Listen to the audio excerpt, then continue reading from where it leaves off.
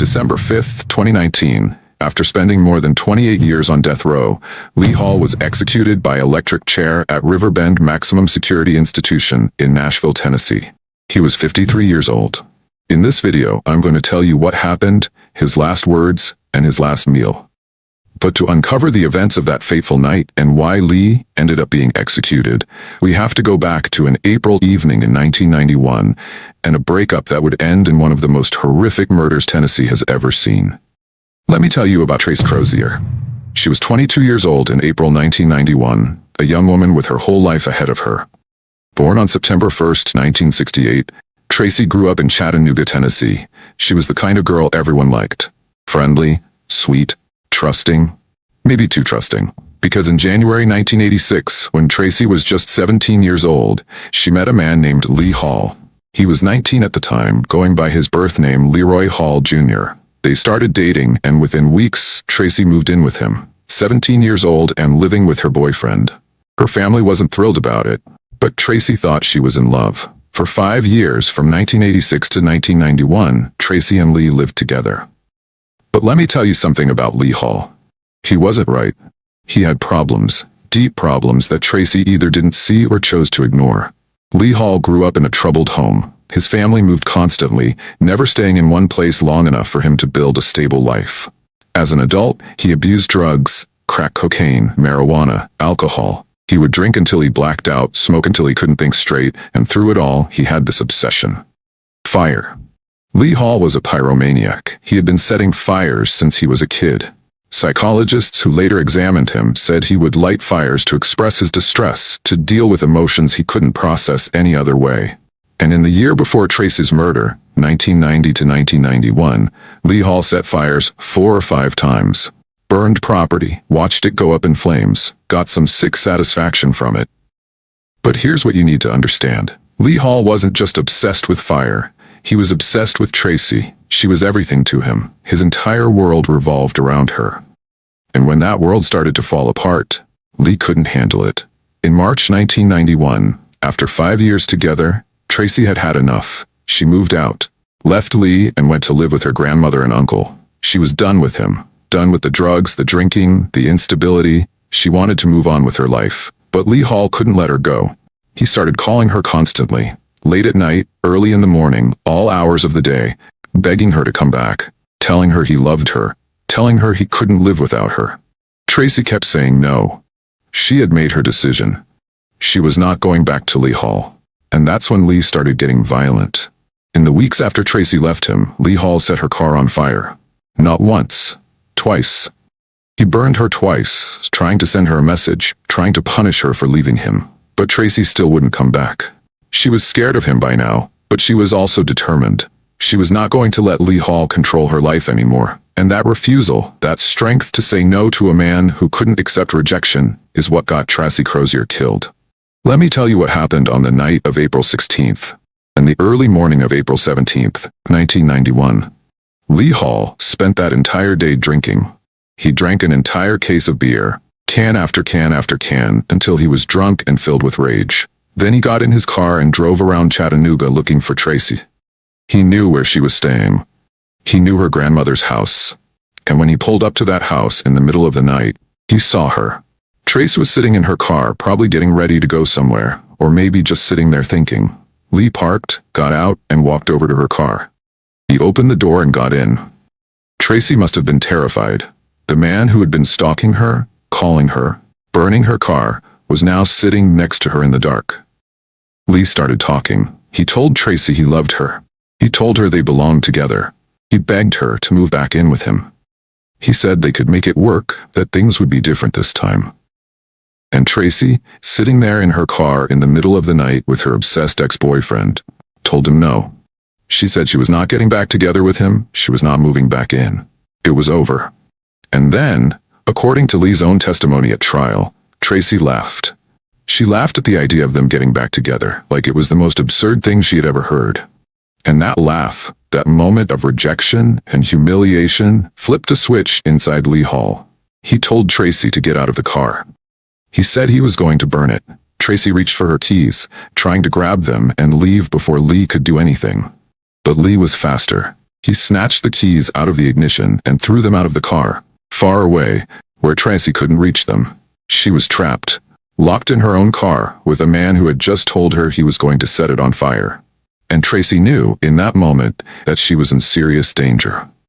Let me tell you what Lee Hall had prepared. Before he went looking for Traci that night, he had made a weapon, a Molotov cocktail. He took a tea jug and filled it with gasoline. Then he stuffed a paper towel into the top, creating a fuse. He had stopped at a gas station earlier and bought a cigarette lighter specifically for this. Lee Hall had planned this. He had driven around Chattanooga with a homemade firebomb in his car, looking for the woman who had rejected him. And when he found her, when she laughed at him and told him no for the last time, he decided to use it. Lee got out of the car. Traci was still inside, screaming, begging him not to do it, but Lee didn't care. He pulled out the lighter, flicked it on, and lit the paper towel fuse sticking out of the tea jug. The flame caught. And then Lee Hall threw that jug of gasoline through the driver's side window, right at Traci. The container exploded on impact. Gasoline sprayed everywhere. The inside of the car erupted in flames, and Traci Crozier was engulfed in fire. She was burning alive, trapped in her car, flames covering her body, her skin blistering and melting in the heat. Traci screamed. A neighbor who lived nearby heard the screams and ran outside. He saw the car on fire and a woman inside covered in flames. He ran to the car, pulled the door open, and dragged Traci out onto the ground.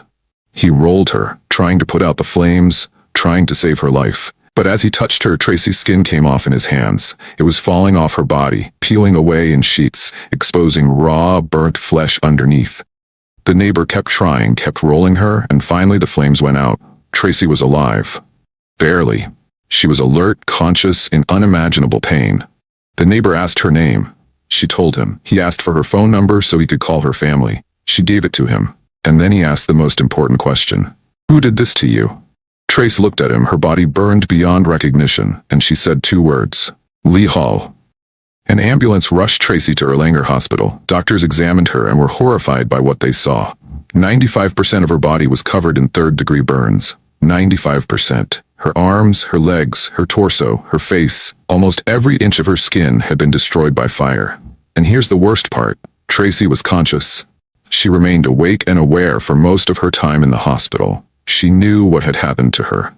She knew she was dying. She spent hours in agony, every nerve in her body screaming in pain, before she finally died on April 18, 1991, the day after Lee Hall set her on fire. 22 years old. Her whole life stolen because she had the courage to say no to a man who couldn't accept rejection. Police arrested Lee Hall almost immediately. Traci had identified him before she died.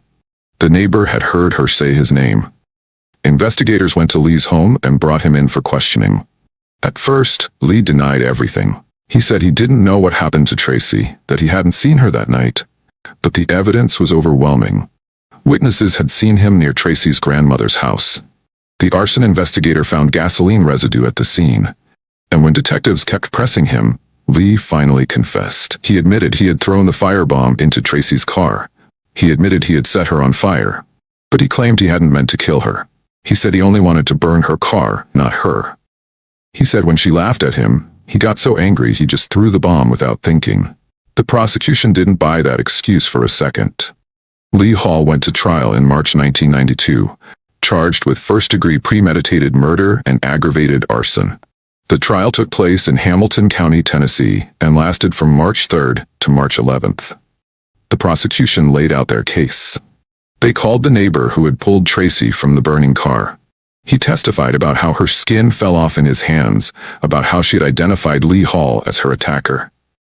They called the arson investigator, Mike Donnelly, who testified that gasoline had been poured directly onto the victim and that the fire had started from the driver's seat. They called doctors who described Traci's injuries in horrific detail. 95% of her body burned. Hours of conscious suffering before death. The prosecution painted Lee Hall as a pyromaniac with a history of setting fires, a man with abandonment issues who couldn't handle being rejected. They said he had planned the attack, prepared the firebomb in advance, and deliberately thrown it into the car, knowing Traci was inside. This wasn't an accident. This was premeditated murder. The defense tried their best with a difficult case. Lee Hall testified in his own defense. He admitted he had initially lied to police. He admitted he had been drinking heavily that night. He admitted he threw the firebomb. But he insisted he only meant to burn the car, not Traci. He said when she laughed at him, something inside him snapped and he acted without thinking. The defense brought in a clinical psychologist, Dr. Roger Meyer, who testified that Lee Hall was immature, introverted, emotionally unstable, and suffered from low self-esteem. Dr. Meyer said Hall was easily influenced and had serious mental health issues. The defense presented evidence of Lee's troubled childhood, his drug and alcohol abuse, and the volatile nature of his relationship with Traci's. Lee's stepsister testified that he was very sad when he and Traci fought, but always believed they could work through their problems. His cousin testified that Lee had gone to Oklahoma in December 1990 to get away from drugs and find work, but Traci called him and he immediately came back to Tennessee to be with her. The defense was trying to paint Lee Hall as a broken man who loved Traci too much and couldn't cope when she left him, but the jury wasn't sympathetic. On March 11, 1992, after deliberating, they returned with their verdict: guilty of first-degree premeditated murder, guilty of aggravated arson, and the sentence: death. Lee Hall was sentenced to die in Tennessee's electric chair. He was also given 25 years for aggravated arson to run consecutively with the death sentence. Lee Hall was transported to Tennessee's death row. He would spend the next 28 years there, waiting to die. Now let me tell you something that happened during Lee Hall's time on death row that would become a major point of controversy. Lee Hall went blind. When he arrived on death row in 1992, he could see. But over the years, his vision deteriorated. He suffered from glaucoma, a condition that causes pressure to build up inside the eye and damages the optic nerve. If treated properly, glaucoma can be managed and blindness can be prevented. But according to Lee Hall's attorneys, the prison provided inadequate medical care.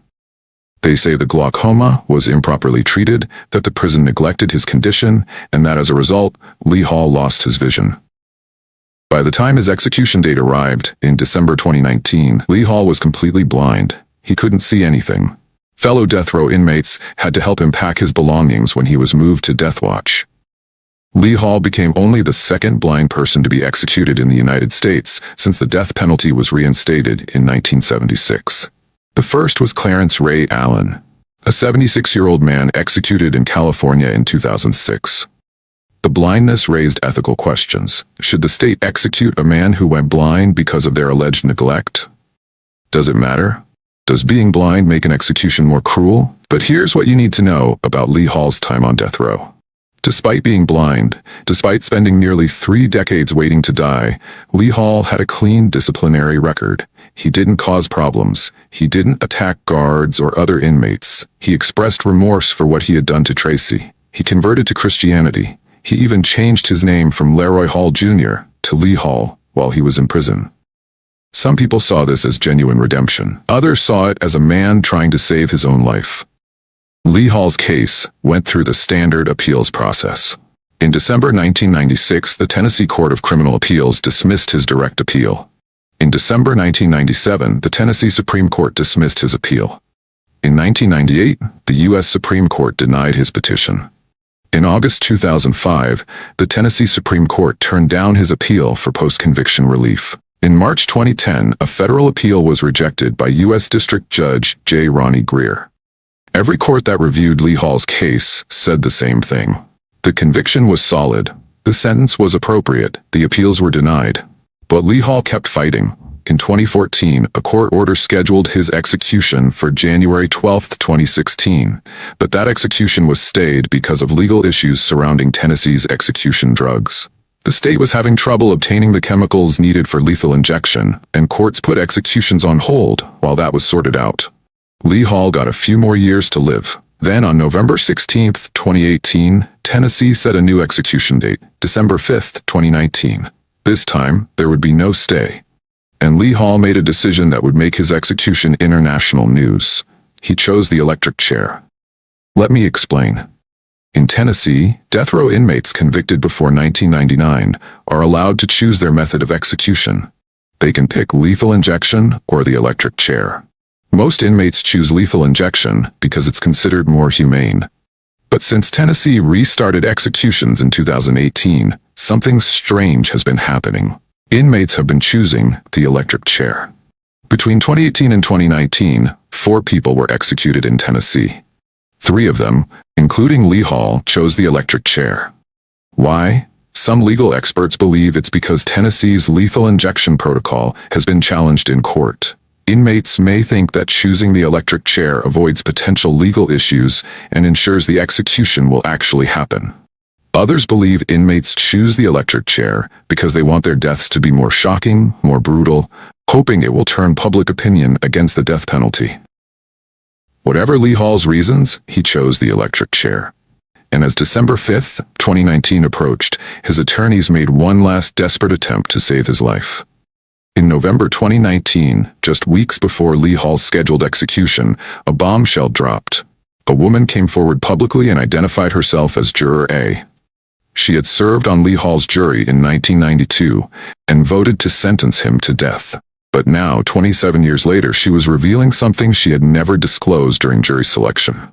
Juror A admitted that before serving on Lee Hall's jury, she had been repeatedly raped by her former husband. She had also suffered domestic violence and abuse at his hands. And she said that because of her personal trauma, she hated Lee Hall. She hated him before the trial even started because his crime reminded her of her own abuse. During jury selection in 1992, attorneys had asked prospective jurors if they had any experiences that would prevent them from being fair and impartial. Juror A never mentioned the rape. She never mentioned the abuse. She never mentioned that she hated defendants like Lee Hall. She sat on that jury, heard the evidence, and voted to send Lee Hall to death row, all while harboring a bias she had never disclosed. Lee Hall's attorneys argued this was a clear violation of his constitutional right to a fair and impartial jury. They said Juror A's failure to disclose her history of abuse deprived Lee Hall of a fair trial. They filed an emergency appeal, asking the courts to stop the execution and grant Lee Hall a new trial. And here's where it gets really controversial. Just 1 week before Lee Hall's execution, a Tennessee court granted a new trial to another death row inmate in a nearly identical situation. That inmate's jury had included a woman who failed to disclose that she had been sexually assaulted, and the court ruled it violated the inmate's right to a fair trial. The exact same issue. But when Lee Hall's case came before the courts, the judges ruled differently. On November 19, 2019, a Hamilton County judge turned down the petition to rehear Lee Hall's case. On December 3, 2019, just 2 days before the execution, the Tennessee Supreme Court dismissed Lee Hall's appeal and rejected the juror bias claims. On December 4, 2019, the eve of the execution, Lee Hall lost a follow-up appeal to the Sixth Circuit Court of Appeals. And on December 5, 2019, at 6:18 p.m., less than 1 hour before Lee Hall's execution was scheduled to begin, the U.S. Supreme Court rejected his final appeal. Tennessee Governor Bill Lee declined to intervene. In a statement, Governor Lee said the justice system had extensively reviewed Lee Hall's case over the course of almost 30 years, and he would not intervene. Lee Hall had run out of options. He had run out of time. The execution would proceed. December 5, 2019. Lee Hall's final day on earth. He had been moved to death watch 3 days earlier, on December 3rd. Death watch is a 72-hour period before execution, where the condemned inmate is placed in a cell next to the execution chamber under 24-hour surveillance. It's the final countdown. Lee spent those 72 hours saying goodbye to the people he loved. Friends he had made in prison over 28 years came to visit. Family members came. Lee ate his meals, slept in a cell just feet from the electric chair that would kill him, and waited. On his final day, Lee was offered the opportunity to request a last meal. He asked for a Philly cheesesteak, 2 orders of onion rings, a slice of cheesecake, and a Pepsi. It was a simple meal, comfort food, the kind of thing you might order at a diner. Lee ate his last meal knowing that in just a few hours, he would be strapped into an electric chair and killed. At 6:18 p.m., Lee Hall's attorney Kelly Gleason received word that the U.S. Supreme Court had denied the final appeal. There was nothing left to do, no more courts to appeal to, no more legal options. The execution would happen. Witnesses began arriving at Riverbend Maximum Security Institution in Nashville. Among them were members of Traci Crozier's family. Her sister, Traci Crozier Wooten, was there. Her father, Gene Crozier, was there. They had waited 28 years for this moment. 28 years since Traci was burned alive. 28 years of grief and anger and pain. And now they would finally see justice done. At approximately 7 p.m., the curtain in the execution chamber was raised. Lee Hall was already strapped into the electric chair when the witnesses saw him. He was seated upright, his arms and legs secured with leather straps. Correctional officers moved around him, making final preparations. They sponged his head, his ankles, and his arms with a wet sponge. This is done to improve electrical conductivity and ensure the current flows through the body properly. Then they affixed an electrode to the top of Lee Hall's head, a metal cap connected to a thick cable designed to deliver 1,750 volts of electricity directly into his brain. Witnesses said Lee was nervously tapping his right hand on the arm of the chair, a small repetitive motion, like he was waiting for them to start, and couldn't sit still. The warden asked Lee Hall if he had any final words. Lee, blind and unable to see the people watching him die, spoke clearly. "People can learn forgiveness and love and will make this world a better place." Those were his last words. Forgiveness. Love. A better place. And then the warden gave the signal. At 7:19 p.m., the first jolt of electricity hit Lee Hall's body. 1,750 volts surged through him. Witnesses described hearing a humming sound, like an elevator running. Lee Hall's body tensed, and then smoke appeared above the right side of his head. Witnesses saw it rising from where the electrode was attached. Prison officials would later claim it was steam, not smoke, caused by the liquid on the sponge and the heat from the electrical current. But to the people watching, it looked like smoke, like Lee Hall's head was burning. The first jolt lasted several seconds. Then it stopped. Lee Hall's body slumped slightly forward. Approximately 20 seconds later, the second jolt hit, another 1,750 volts. Lee Hall's body lifted back up as the electricity coursed through him. More smoke or steam appeared over the right side of his head. The humming sound continued, and then it stopped. The execution was over. At 7:26 p.m., a doctor examined Lee Hall and pronounced him dead. He had been killed by 2 jolts of electricity, each one delivering enough voltage to cook his internal organs and stop his heart. Lee Hall, the man who had set Traci Crozier on fire 28 years earlier, was dead. After the execution, Traci's family released a statement. Traci Crozier Wooten, Traci's sister, said this: "The day is come and gone now, the day my family has waited on for 28 years. Now our family's peace can begin, but another family's hell has to begin. Today will not bring my sister and my father's daughter back. But now may she find her peace in heaven with our mom. She will always be greatly missed by her family and everyone who knew her. But hopefully today an end to this monster's life will bring some peace within everyone who has had to suffer over these 28 years without my beautiful sister. We all fought this battle for you, Trace. And today, we won." Lee Hall's family also released a statement. They said they were devastated by the loss of Traci and now Lee. They said Lee loved Traci more than anything, and they had welcomed her into their family and loved her too. They said Lee did not intend to cause her death, nor the pain she endured, that he admitted the truth and accepted his punishment, and that he had accepted Jesus Christ. They said Lee only wished for the Crozier family to accept his sincere apology and hoped they would find the peace and closure they deserved. Lee Hall was the 4th person executed in Tennessee since the state restarted executions in November 2018. He was also the 4th person to choose the electric chair over lethal injection, making Tennessee the only state in America still regularly using the electric chair. 3 out of 5 recent Tennessee executions were carried out using the chair, a method most states abandoned decades ago because of how brutal and primitive it is. But Tennessee keeps using it, and inmates keep choosing it, and the executions keep happening. So let me ask you this: was justice served? Lee Hall set Traci Crozier on fire and watched her burn. She died in agony, 95% of her body destroyed. He took a 22-year-old woman's life because she had the courage to leave him, because she said no, because she laughed when he asked her to come back. He deserved to be punished. No one disputes that. But did he deserve to die blind after 28 years on death row? Did he deserve to be executed when a juror who voted for his death sentence admitted she hated him because of her own trauma? Did he deserve to die when another inmate in Tennessee got a new trial for the exact same juror bias issue just 1 week earlier? These are the questions that haunt death penalty cases. Because once the state kills someone, there's no going back. There's no fixing mistakes. There's no second chance. Lee Hall is dead. Traci Crozier is dead. And the only thing we can do now is ask whether the system that killed them both, Traci by fire and Lee by electricity, actually served justice, perpetuated more violence. I can't answer that for you, but I can tell you this. Traci Crozier deserved to live.